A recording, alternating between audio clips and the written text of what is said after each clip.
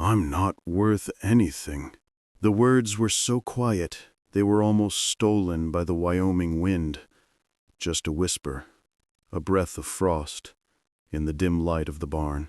She stood there, a young woman named Ilara, her shoulders slumped not from the day's labor, but from the weight of a world that had told her, time and again, that she was a burden.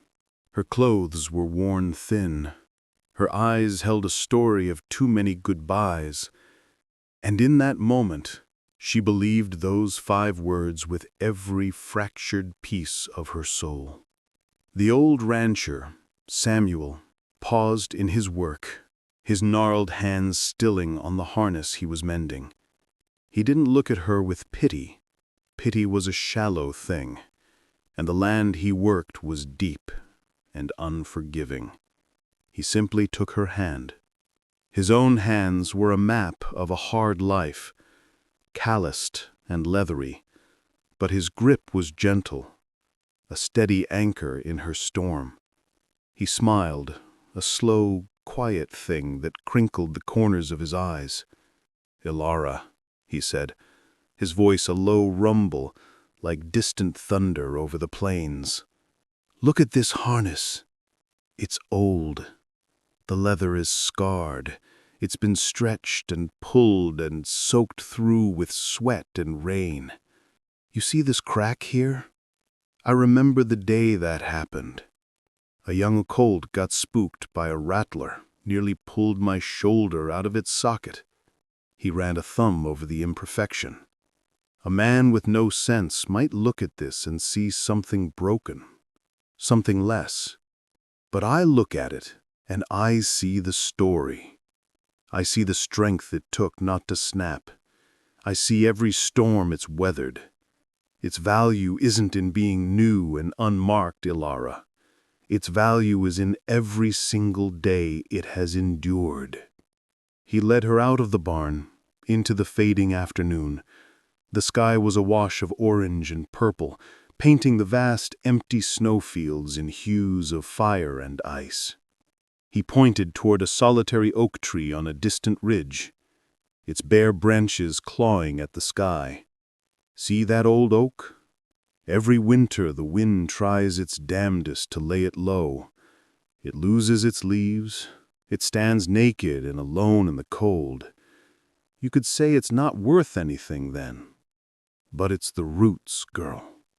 The roots that have spent a lifetime digging deep, holding fast to the earth. That's where its worth is.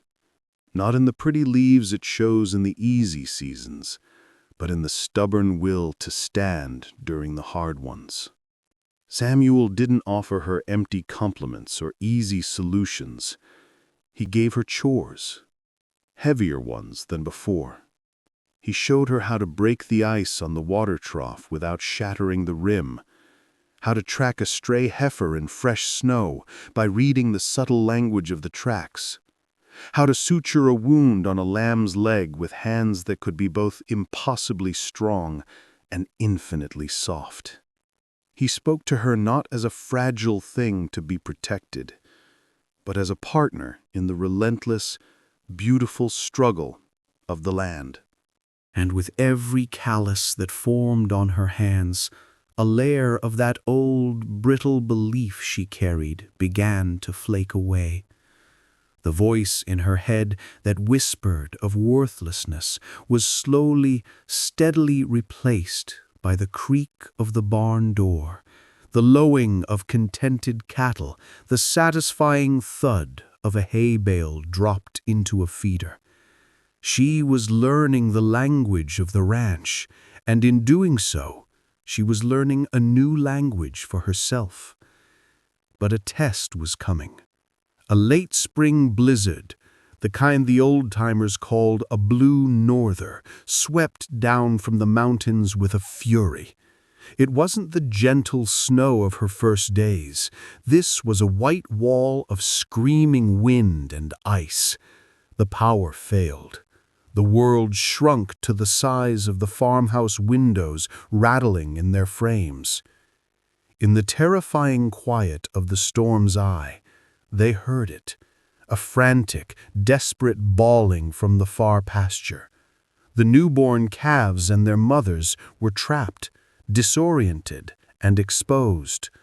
Samuel, pulling on his heavy coat, met her eyes. "We can't leave them," was all he said.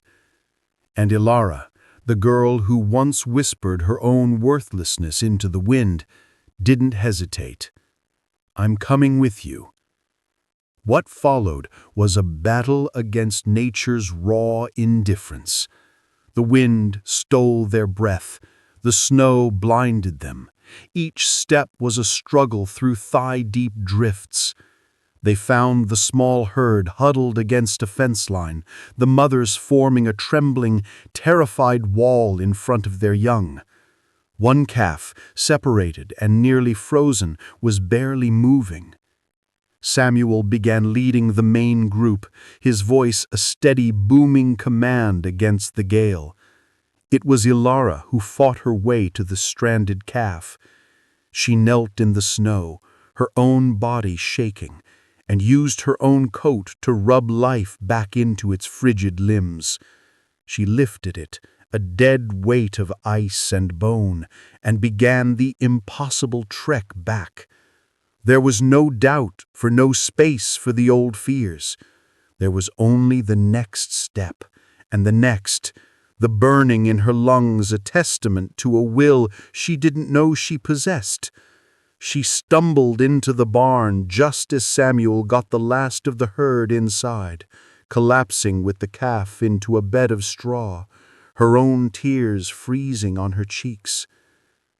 Hours later, in the warm, steamy silence of the barn, the storm raging impotently outside, they sat together. The calf, now warm and fed, slept peacefully beside its mother. Exhaustion clung to them like a second skin. Samuel handed Ilara a tin mug of hot, sweet coffee. He didn't say, "I told you so." He didn't say, "You were brave." He just looked at her, at the girl who had become a woman of the land in a single night, and he gave her that same slow, crinkled-eyed smile. He looked at her, whispered, and she finally understood.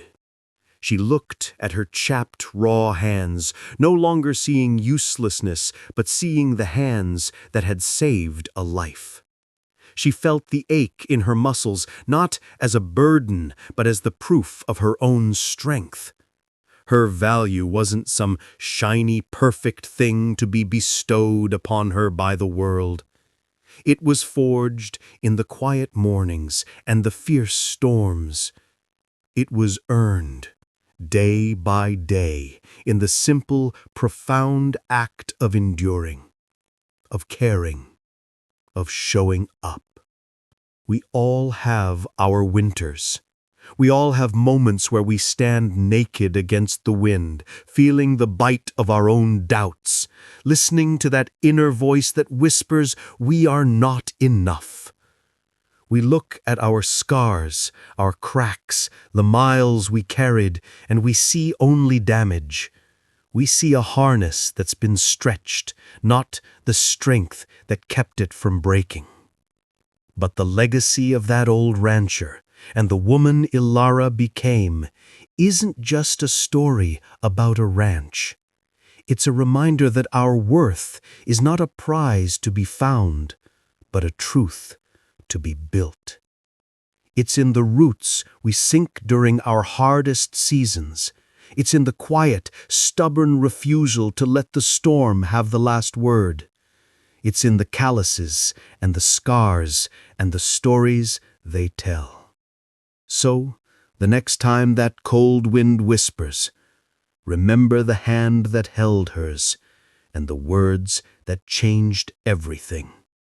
Your value isn't in being unmarked. It's in every single day you have endured.